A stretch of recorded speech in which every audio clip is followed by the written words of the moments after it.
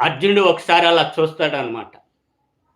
చూస్తే అటువైపు అర్జునుడికి గురువులు కనబడతారు, మామలు కనబడతారు, పెదనాన్నలు కనబడతారు, తాతలు కనబడతారు. మొత్తం గూడా బంధువులు కనపడేసరికి వీళ్ళంతా నా బంధువులే.